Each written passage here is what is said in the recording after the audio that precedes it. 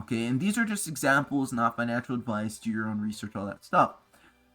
But why am I bullish on REN? Firstly, on the higher time frame, just looking at what's going on, look, you have a falling wedge, which if you do pattern analysis, if you look at charts enough, you know that these tend to break up, okay? A falling wedge, right? Look at the consolidation for hundreds of days took place within the context of a falling wedge. That wedge is likely to break up, okay? And the target is typically the top wherever the wedge formed. So this is why my target is about 25 cents, and it also dovetails nicely as the next logical resistance under all of this, basically this distributive range that the asset broke down from in the first place. Okay, so that's REN for me. And why is it bullish in the context of being in this wedge? So let's zoom in a little more.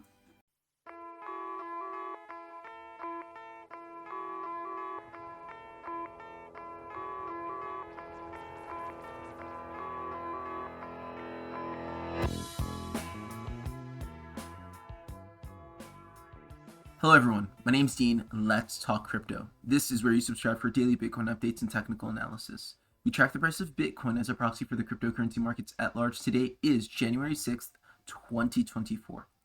And today I want to focus on bullish altcoins, okay? I want to focus on what constitutes a bullish altcoin. What does it mean when we say an altcoin is bullish? How do we spot them?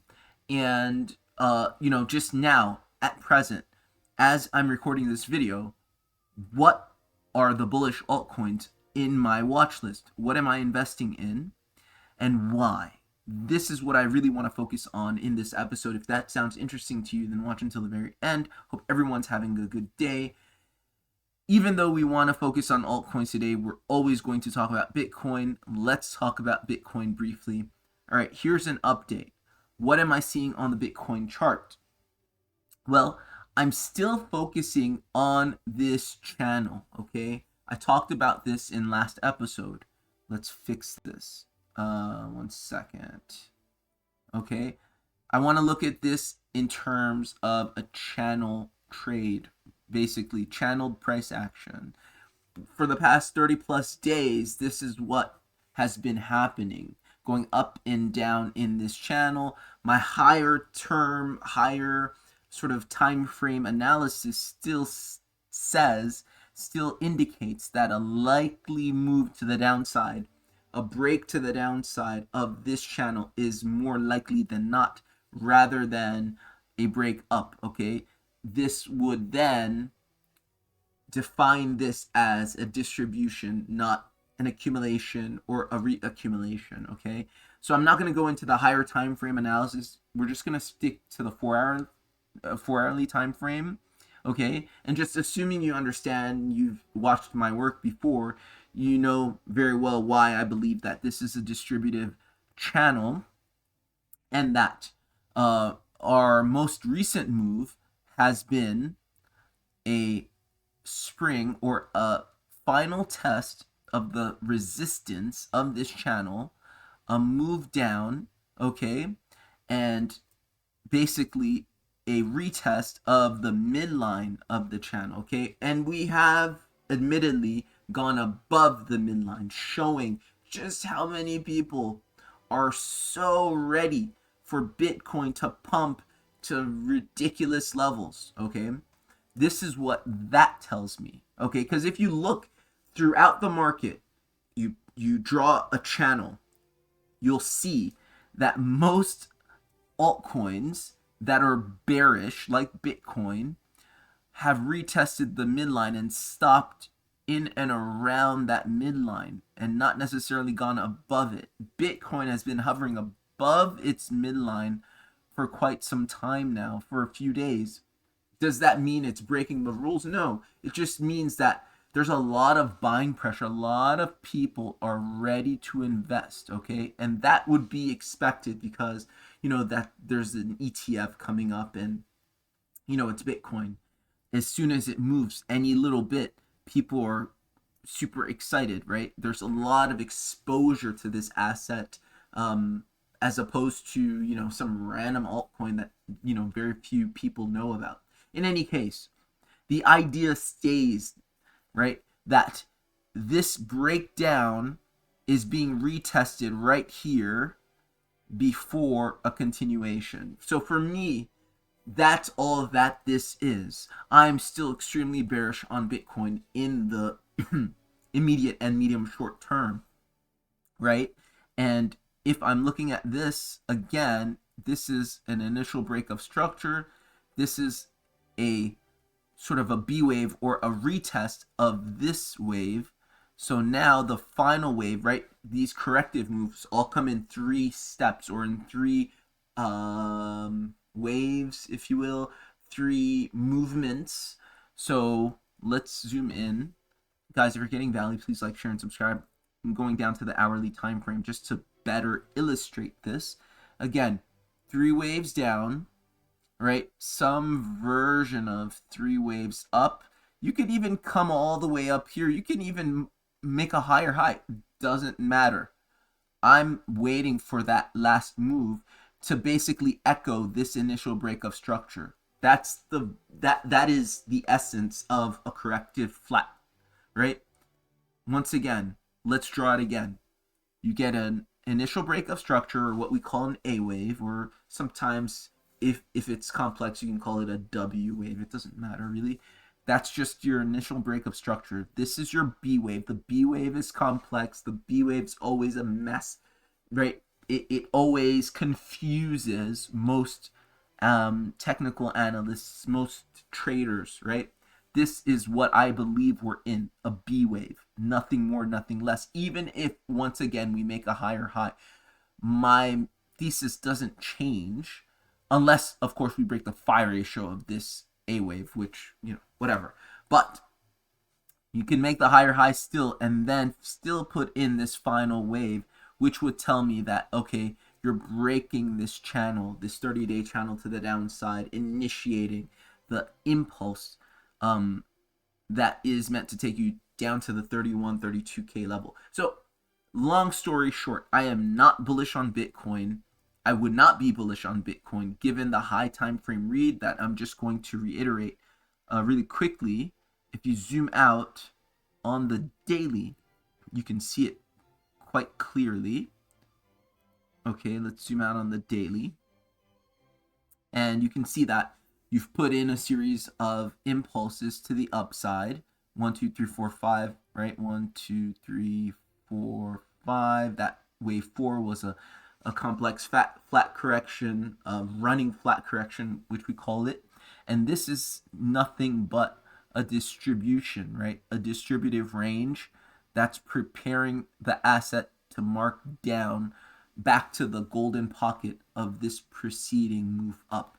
That's all that this is, right? So I guess the savvy investor, whether you're versed in Elliott wave analysis or not, the savvy investor will not be longing this because it's too risky, especially given that you've gotten into this range from that impulse, right? You're pretty much going to wait for a retracement before you want to get involved in any kind of long.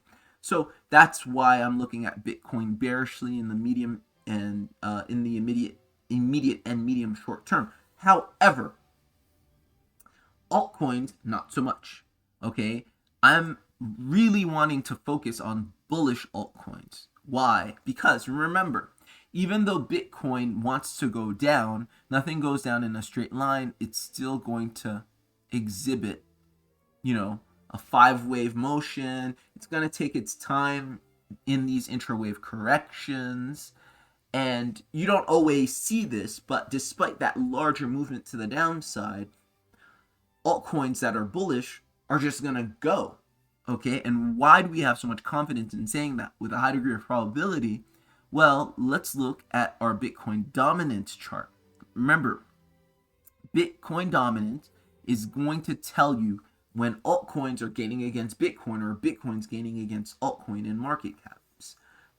Altcoins in market cap. Meaning, if Bitcoin is going down, typically Bitcoin dominance is shooting up, right? And that basically shows that altcoins are losing much more than Bitcoin is, but they're both going down. If Bitcoin and altcoins are going up, Bitcoin dominance is going down. Or if Bitcoin is kind of staying steady and altcoins are going up, or even if Bitcoin is going slightly down and altcoins are going up, then you're going to have Bitcoin dominance go down. So basically, what I'm trying to say is this. If our Bitcoin dominance chart shows any indication that we are looking at some sort of impending move to the downside, you do want to start looking at altcoins and not Bitcoin, right? And this is a daily time frame, so each and every bar represents a day's worth of trading. This is a strong level of resistance, right? And a long-standing level of resistance that represents about 170 days of resistance, right? And you've come up into this from an uptrend, right? That's significant. Again, if I wanted to be long on Bitcoin dominance, meaning if I thought Bitcoin dominance was going to continue to the upside, I would more likely than not wait for some sort of retracement on this move up. Do you see? Given that we're at a high level, long-standing, 170-day resistance in Bitcoin dominance, and basically I'm testing it once, twice, 3 times, and now I'm finding out that I'm getting overheated here. I'm looking, and look, my momentum indicator is also telling me I'm looking for a move to the downside in Bitcoin dominance, i.e. altcoins are about to gain against Bitcoin. So this is why I want to position myself in altcoins, and my antenna are up for bullish altcoins. So that's my thesis. Now, let's look at some specific examples in my watch list, okay? And as you can see, you don't have that many really bullish altcoins that have done much of anything in the recent days. Right here I'm on Crypto Bubbles. Let's fix the screen. And Crypto Bubbles, it just basically shows you movement within a certain time frame. So I just put within the week, right? So basically Monday through Saturday, right? It shows the movement of the top 100 altcoins, the top 100 assets, and there's mostly a sea of red, okay? You look at top 200, it's pretty much the same thing, right? Except for a few exceptions, there's not much of anything that has been super bullish, right? But you can start to see some starting to move here, right? And this is an indication that maybe this Bitcoin dominance starting to go down is going to usher in more altcoins moving to the upside. Now let's look specifically at some charts. So just in my watch list, and I'm just going to show you the things I'm really bullish on and why I'm bullish on these, okay? So Cartesi is my first. And sorry, I'm going to pull up the better chart here. This is not a complete chart. So this chart is bullish to me because I'm seeing support.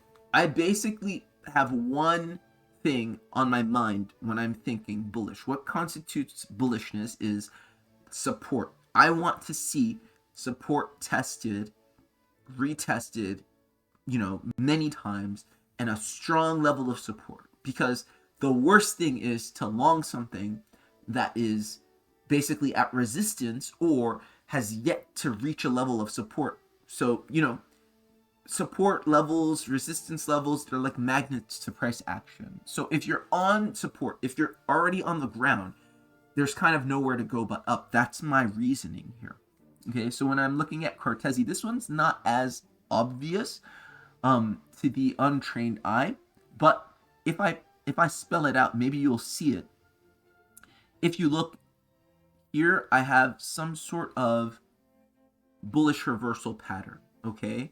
And a breakout of said bullish reversal pattern and a retest of said bullish reversal pattern. That's how I'm looking at this. This is why this particular asset is bullish to me, because this right here represents the support that it's on. Does that make sense? It's not as obvious unless you look at it carefully. And I really like the way specifically that you broke out and you retested this in 3. Again, 3 waves is what you should look for in corrective patterns. Most corrective patterns are in flavors of 3. We learned that in Elliott wave analysis, right? So here we have, let's see, 1, 2, 3. And it's actually a runner, meaning that B wave goes higher than that initial break of structure and then comes down even higher. So it's kind of a running flat. It's hard to see on the daily time frame. Look on the 4-hourly. You can probably see it a little better. Here you go. Do you see that? So here you have, once again, initial break, a B wave, and a C wave coming down. And I like this because right here, you start to form a nice bottom. Okay, let's zoom in even more. Do you see? A lot of times you get these kinds of bottoms. They're like, they make W formations, right? So I like it when the asset makes a bottom and retests the bottom at least once, but preferably multiple times. And that to me is, okay, there's some sort of bottoming structure forming. Okay, so that's the first one. It wasn't the most obvious. Let's look at lit entry. Actually, let's look at REN. This is probably the most obvious. Could be wrong. You know, this is all, you know, probability based. But when I look at this asset, it screams to me support. And again, when I'm saying something is bullish, I'm basically saying it's on a support level and it's got a ways to go to the upside. Okay, and I didn't mention this in Cartesi, but it is, you know, very important that if you're bullish on something, it hasn't yet run, just like Bitcoin's run, just like Cardano's run, just like Link has run, right? And for those of you who don't know what I'm talking about, let's just look at it really quickly. So examples of altcoins that haven't run. This is what you don't want to be. Where's Cardano? I'm sorry. So this is an example of an asset. Well, I'm sorry, I can't. Let me just add Cardano really quickly. I don't have my full. I don't know where it went. Maybe I erased it by accident. Here we go. Okay, let's pull it up.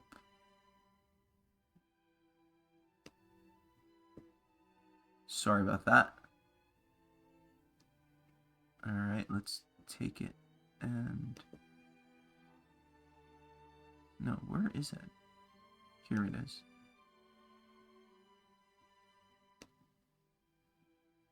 So this is an example of an asset that has run. You do not want to get involved in these types of assets because on the high time frame, you're likely to experience a strong drawdown, okay? And I've talked about this before, so I'm not going to go and really, you know, I'm not going to talk about it too much here. But here's the run I'm talking about.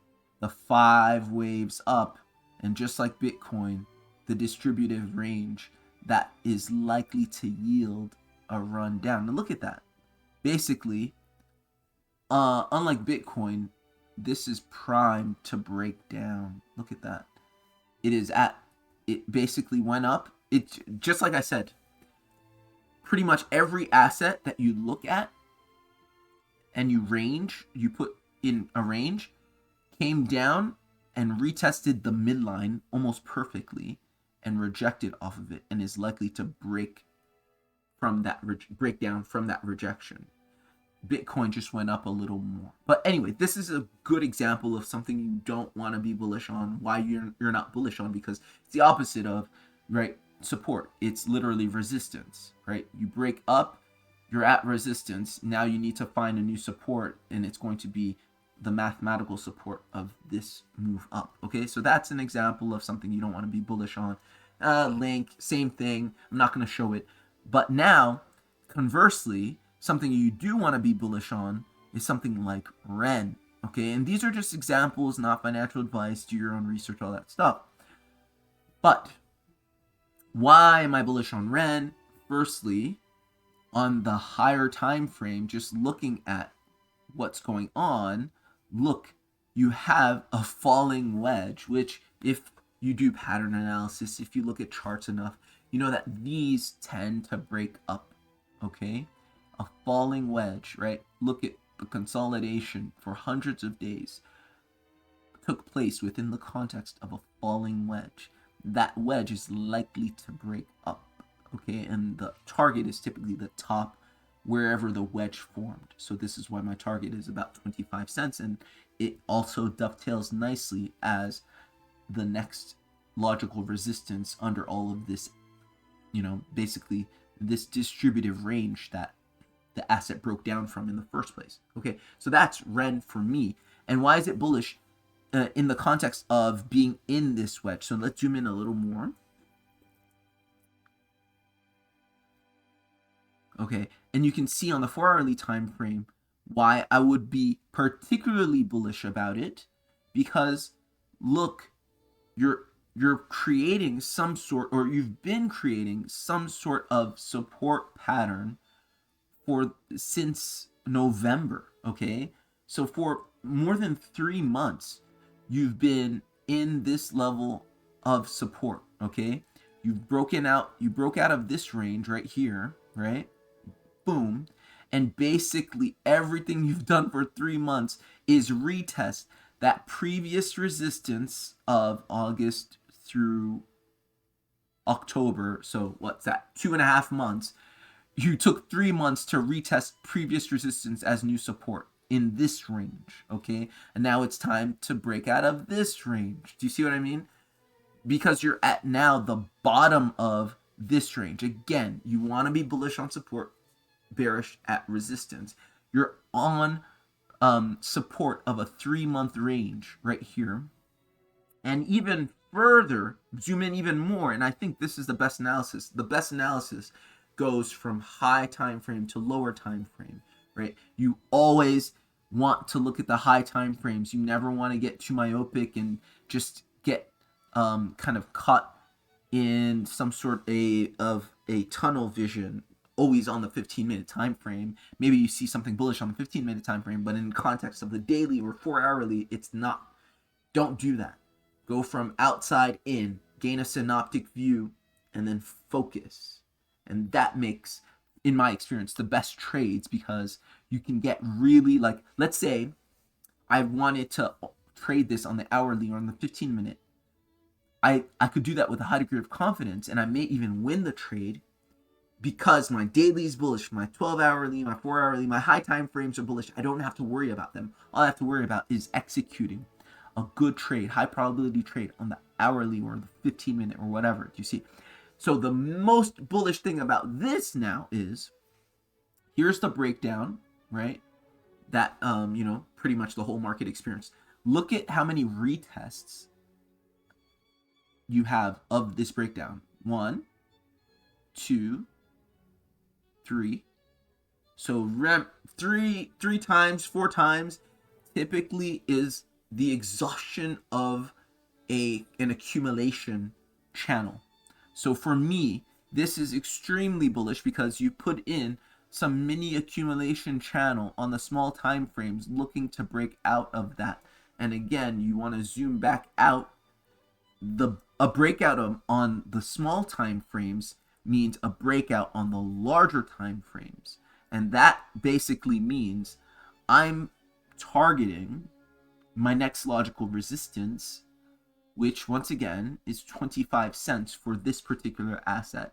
So I would not be surprised if in the immediate short term or medium short term, this asset, REN, broke out, put in a move to 25 cents, which would be what, a 5x, and then came back down, retesting this high time frame resistance as support. Remember, that has to happen. So for those of you who think, oh, break out to 25 cents, you're home free. No, not necessarily. Remember, high time frame resistance always has to be retested as support and vice versa. So even if we did get that move to the next logical resistance, right, which is 300 and actually, did I say 5x? It's like 330x, so like a 3x, 330%, so like a 3x from here. You would then expect a corrective retest all the way back down, right, to the 786 or beyond, because this many hundred days resistance right here has to be retested as support. So that's why I'm focusing on bullish altcoins. This is what I sort of determined to be a bullish altcoin. Let's do one last one, guys. If you're getting value, please like, share, and subscribe. Let's do one last one. Let's take let's do Zilica. I like Zilica. Okay, and why do I like it? Again, anything in this watch list has already been vetted fundamentally, so it's like something that is a serious project. That isn't, sorry, I'm just trying to move this out to the proper place. It's a serious project that's not going to rug, tomorrow, and it's not like a scam. So I don't really talk about fundamentals on this channel. It's mostly technical analysis, but I just want to say that just so you understand, why, I have certain things on my watch list. It's just what came across my desk, did my fundamental research, thought it was okay, and now then I think I want to analyze it technically, because it's not about what you buy. Sometimes it's more about when you get it and when you get out of it. Okay, Zilica. Zilica to me is bullish, not because of this the CEO did this, or the founder did this. Like, technical analysis. I'm bullish on this because it's on support. That's the easiest, most concise way excuse me, I can say it. Okay, just like REN, I want to start out on the high time frame. On the high time frame, I see that for many hundreds of days, it's been going down in a nice corrective pattern. 3 waves, right?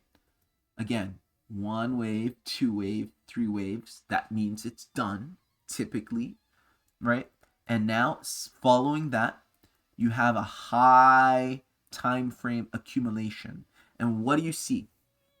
For many hundreds of days following this correction, you went sideways in this, 500 plus day channel. Okay, and this channel follows it. It satisfies all the requirements that we need a channel to satisfy. Let's zoom in on the channel. Okay, so this is a 500 plus day channel. You can measure it yourselves, but these bear market accumulations have been intense, right? So this one particularly is 387 days, excuse me. In any case, it's a long-standing accumulation after a big bear market drawdown. And what I'm looking for to be bullish is a satisfaction, sort of a basic requirement of channel trading, right? Satisfying, testing the bottom of the channel multiple times, check. Testing the top a few times, check. And testing the midline. So what do you know? That last move did what? Tested the midline.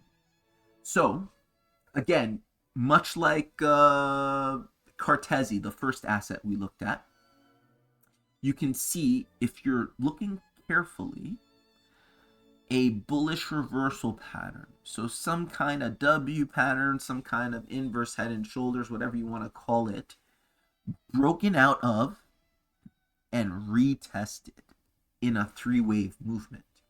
So we're on support again. Not only are we on support on the higher time frame, right, after a big bear market drawdown, but on a lower time frame, if you want to zoom in, we can stay on the daily. Let's stay on the daily. But on a lower time frame and a lower context, this asset is on support of a 400-day channel midline. Remember, channels are important. Three main aspects of a channel: a support, a resistance, and a midline. Each are crucial. If I'm hanging out on the midline of my channel, I consider that important support, especially if it's the neckline of a bullish pattern, if it's an accumulation channel. Okay, so that's what's happening here with Zilica. You're on the support level, midline of the channel, and the neckline of this W pattern. So what do you think comes next? A breakout to the top side, right? At least testing the top resistance of this 387-day channel, if not a complete breakout of this 387-day channel. This is why I'm particularly bullish on Zilica, despite Bitcoin likely, targeting the $32,000 level, right? Not only are the charts, the individual charts of these altcoins giving me confidence to be bullish in them, but also the indicator of Bitcoin dominance, as I noted, being exhausted at resistance. Guys, that's basically it. Do your own research. I think it's not that difficult. Just use these principles. Look for support, right? Be bullish on support, right? In terms of your execution, if you're using leverage, be very careful. That's a whole nother topic. And that's not something I can really teach. You have to learn it. You're on your own.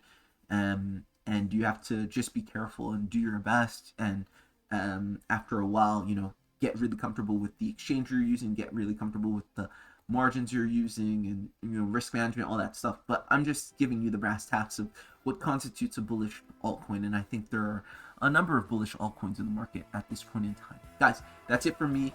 Like, share, and subscribe if you got value, and I'll see you on the next one.